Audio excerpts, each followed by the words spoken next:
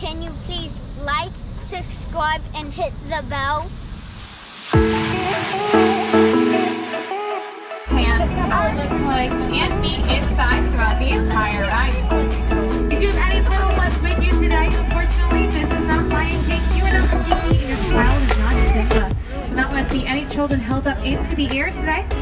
Either firmly seated on your lap or a seat next to you throughout the entire journey. Unfortunately, no hot potato or musical chairs either. Everyone must remain seated where they are now.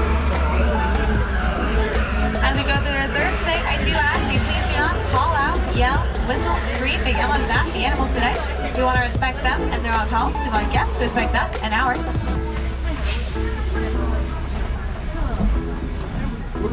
We do not use those articles such as cameras or cell phones today. All I have is just having them at the ready if you do want to take any photos or videos while on our journey, as I cannot stop for every animal. Our ride does get just a bit bumpy. I cannot promise that anything that falls off the truck will come back in the same condition as we last saw it. The animals are curious. We've entered into the Antarctic Forest of the Harambe Wildlife Reserve today. And out on the left are the first two friends. There's some chestnut-colored antelopes with twisty horns called the Flamingos, and some light gray antelopes called the Greater Kudu. And on the right are two striped-like friends with brown bodies called the Okapi. So I'm going to talk about those bongos first. Those chestnut-colored bongos are often called the ghosts of the forest. They like to hide in vegetation and not be seen. As for those Greater Kudu, the Greater Kudu are the largest antelopes of the forest. Because those particular Greater Kudu were all female because there's no horns on top of their heads, because only the males in that species have horns. And as for those Okapi, the Okapi, their striped legs may look like zebras, but they're actually more closely related to giraffes. They have a giraffe-shaped head along the prehensile elongated tongue, reach further up into those trees and into the longer bushes. We're gonna see a lot of animals. In the Antarctic Forest, lots of our animal friends like to hide and camouflage in the surroundings. We'll keep a careful eye out as we make our way through the rest of the forest today. I do believe we're going to be seeing a friend coming up ahead.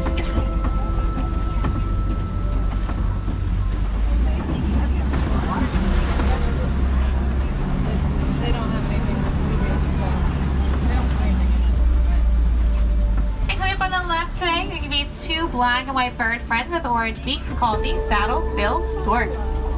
Saddle-billed storks can stand up to 5 feet tall, wingspan of 7 to 9 feet long, about as wide as the canopy above your head.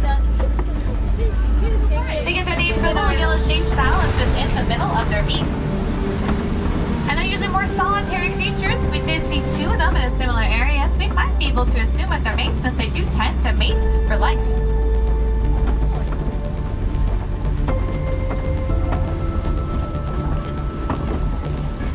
We did leave the Antarctic Forest area today, and we're now heading by the Sofie River. As we pass by the river today, you have to keep a careful eye out in and around those waters, as you never know what friends you may be able to see.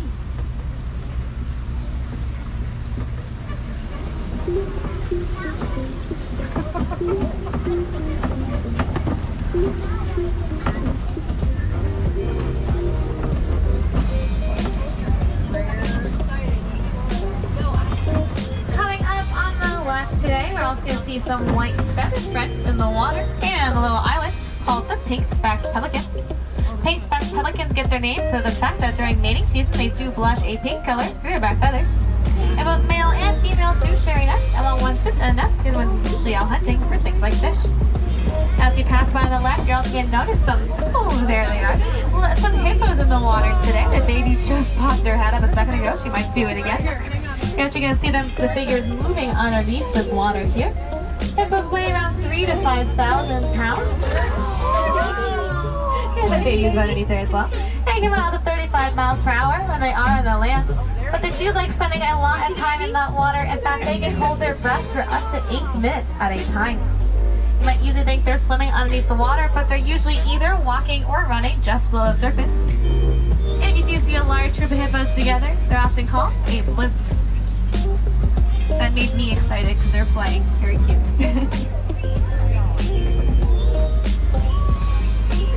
There's another Phyllis hippo out on the left. For those of you on the left, you might be able to see them. A little bit too far out of view at this point, but.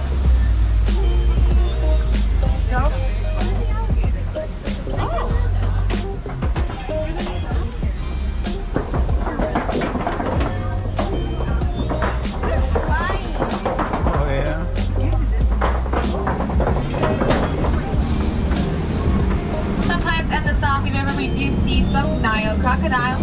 Although we didn't get to see any today, they can get up to 16 to 18 feet in length. Pick one up by tip of its tail and rest its snout very gently on the ground, maybe almost as tall as a giraffe. They can also eat up to 250 pounds at a time. Although we didn't get to hear any on the reserve today, if you do venture over to Dinoland today, keep your eyes out because there is sometimes an American crocodile hanging out over there.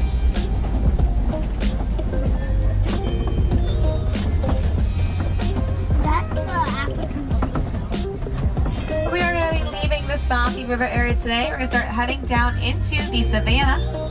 As we move across the savannah today, keep a careful eye out over these plains, as it's a very diverse ecosystem with lots of animals coexisting and living together in very similar places. So there are now high different types of friends you may be able to do today.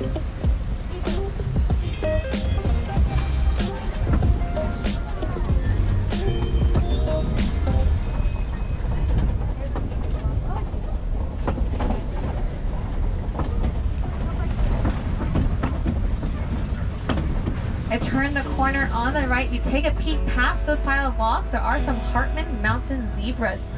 Distance on the right. Make sure our children are fully seated though. Thank you. Hartman's mountain zebras are all black with white stripes, but these are stripe patterns being unique to the individual zebra, and they're able to tell each other apart via those stripes, kind of like creating a barcode in a way.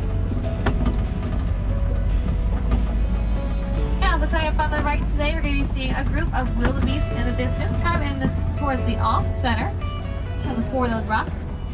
I'll be able to see them again, so I'm actually not going to talk about them quite yet, but I do believe there's a friend coming up ahead. We're going to follow to see what that truck has found.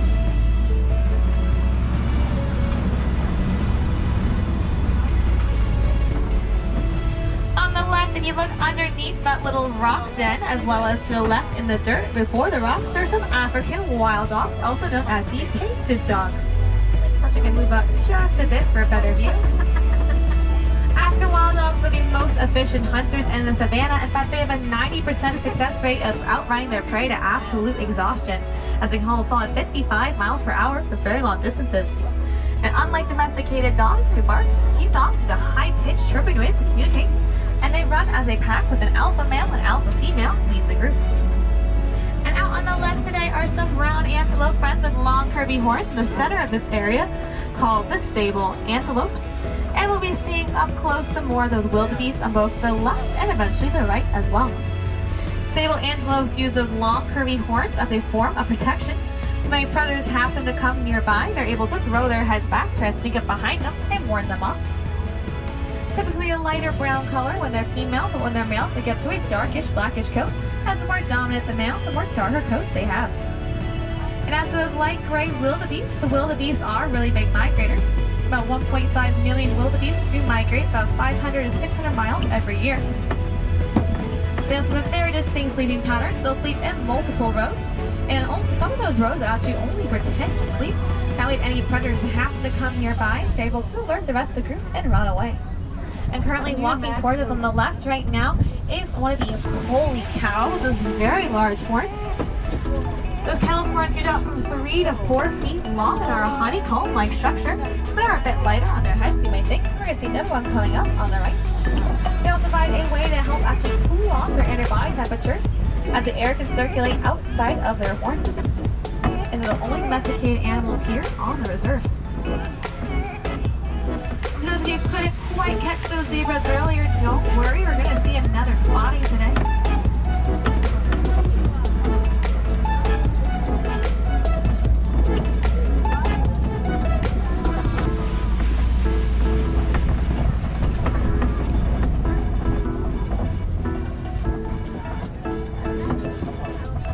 And just a few moments coming up on the right, we'll see some more Hartman's mountain zebras.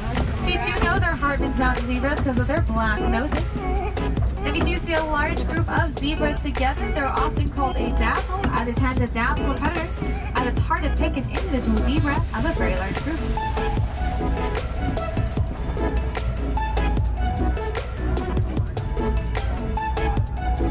We are on a slight pause, so it looks like there might be a slight giraffe jam up ahead. Looks like the giraffes are crossing on the road currently.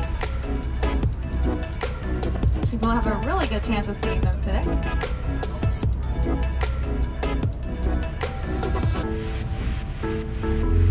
It looks like they got off the path, so we're going to keep on moving forward. These are the Maasai giraffes we're going to start seeing today. We know they're Maasai giraffes because of the irregular brown spotting across their coats. They're as unique to the individual giraffe as fingerprints are to humans. Good afternoon to you too. That was actually one of the holy cattle horns mooing. They can tell each other apart via the spotting patterns, kind of like how the giraffes do with the stripes.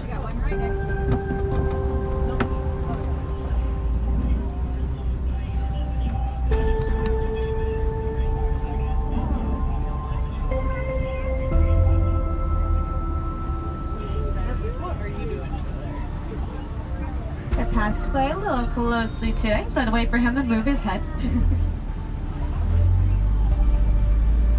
They can get up to 18 to 20 feet tall with an average of 16 to 18 feet.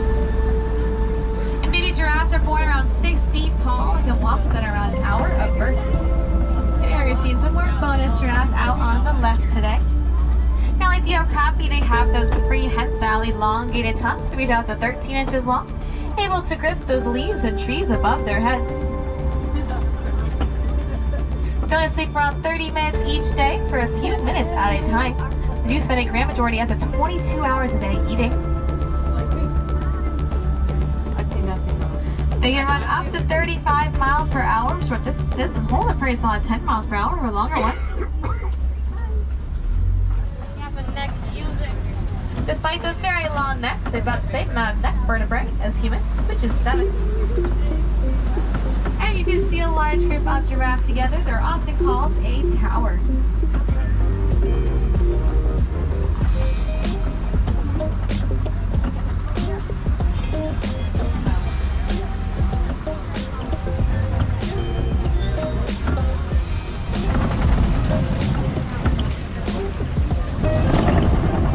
Coming up on the right today, we're going to see one of the African elephants between these two trees out here. Chewing on a stick, I believe. And out on the left are some mandrills, which are the largest of the monkey species. A baby mandrill out of their mouth. Now, mandrills are largest because that dominant male can grow up to over 100 pounds. We know we're having those brightly colored faces and back sides, the blue and red colors. And the faces, they get brighter as they get more excited or as the male is more dominant. Although they are typically a more shy species, they do tend to stay in very large groups.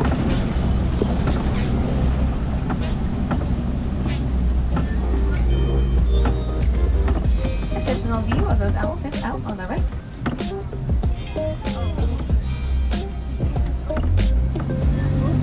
Elephants today does remind me of a story of conservation involving some elephants and some bees. There was once some farmers in Kenya had trouble keeping elephants off of their land and away from their crops, in part because the elephants are moving in to dehabitation of their own lands.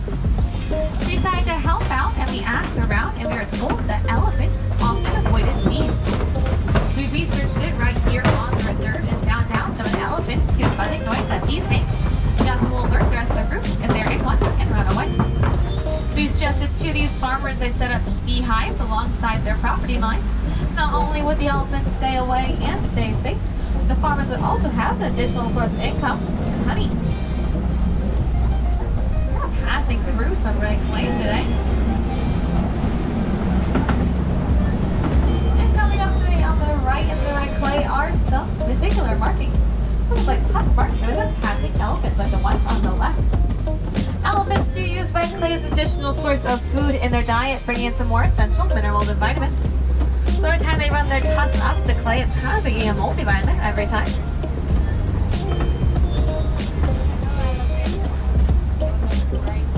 Male elephants are typically more solitary creatures, either singing by themselves or groups of very few other male elephants at a time.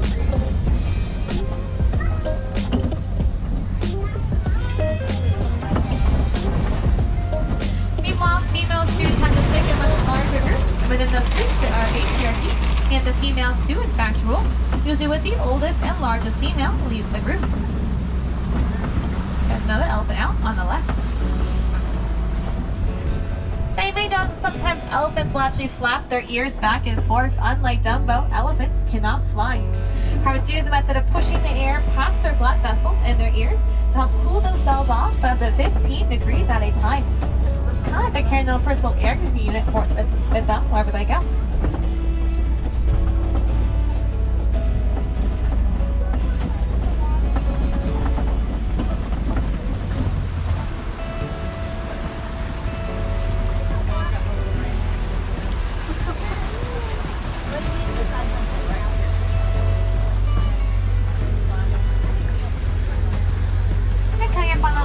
Some familiar pink-feathered friends. These are the Greater Flamingos.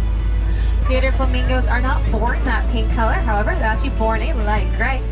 After eating certain types of foods, such as shrimp with a high beta-carotene content, they do develop that pink color at around 2 years of age.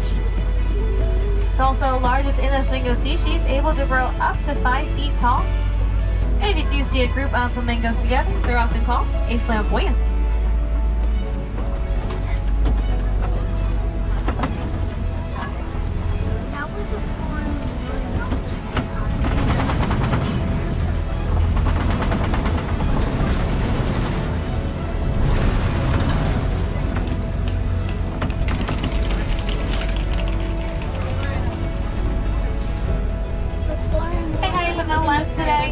White rhinos at the mud pits, including one of the younger white rhinos who just creeped up behind his mom there. He just turned about a year old about 2 weeks ago. The white rhinos weigh about 4,000 to 5,000 pounds and can run up to 35 miles per hour. But the reason they're called white rhinos is not because of the natural color of their bodies, but actually because of a mispronunciation of the Afrikaans word white, which means wide because of the wide lip on the front of their face. White rhinos, like many other animals, do use these mud pits as a way to help cool themselves off in the hotter weather.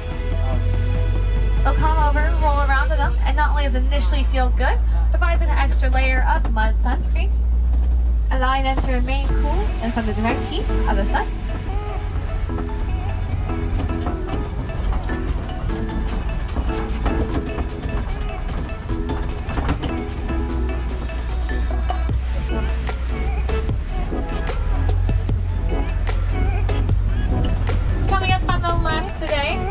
I've already spotted some cheetahs.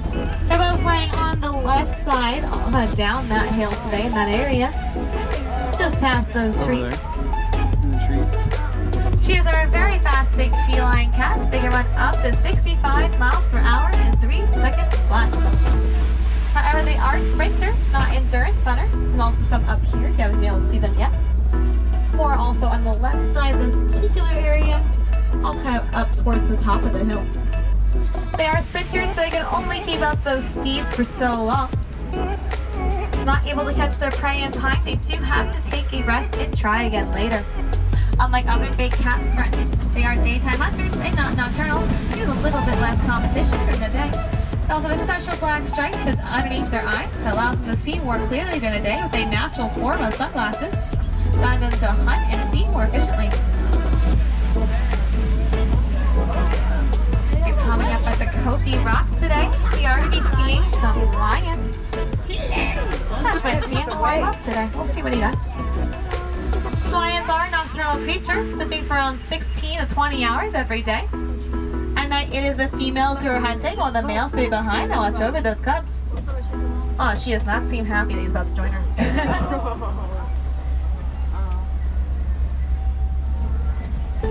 Here to hear a male lion roar be heard up to 5 miles away. It's used to help protect their territory, one of 9 different vocalizations they can make. During the day, a lion's eyesight about the same quality as a human's, while at night, up to 6 times better. The darker a male lion's mane is, the more dominant he is. And the name for lion in Swahili is Simba.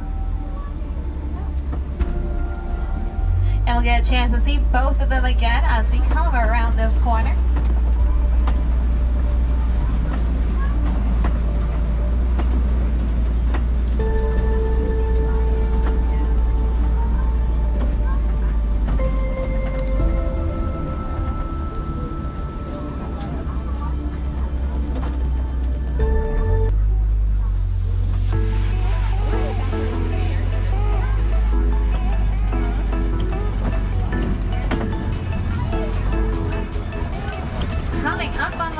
today. So you are going to see one of the warthogs. Kind of peeping over that log over there on the left. Warthogs are burrowers, like to borrow other animals' burrows for thinking of themselves. They'll back themselves up into the burrows with their tusks facing out, allowing predators having to come nearby to be able to defend themselves.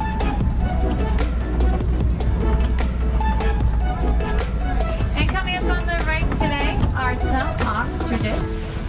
And right next to the ostrich laying down is some ostrich eggs to the right.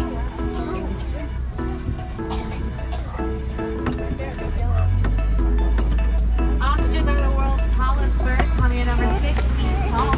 They also have a super powerful kick that they're able to use to help defend themselves against predators such as those lions nearby. The eggs themselves are also super strong. They weigh around 3 pounds each. If a human adult were to stand on one of those eggs, it would not break. That's a good thing too, because ostriches are known for being just a bit clumsy. And so if they were to step on one of their own eggs by mistake while standing up for the nest, they would need to be just a bit strong.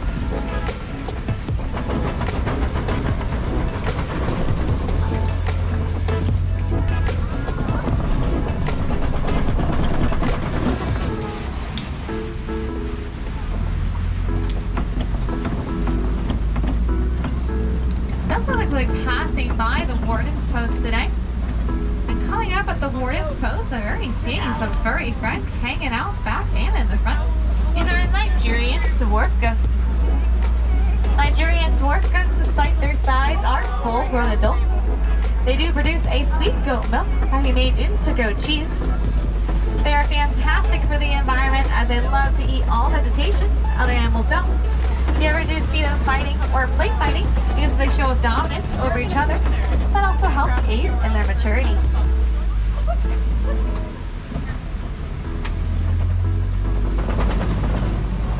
Seeing the warden's post today does mean our own journey here on the reserve is about to come to an end. Project leaving a lasting message of conservation and ways that you bring that back home with you to your own communities after today. For those of you a little bit younger on board, I highly encourage you to try to choose projects in school about wildlife, nature, or your favorite animal as a way to keep learning, as well as talking to your friends. Remember to like, subscribe, and hit the bell.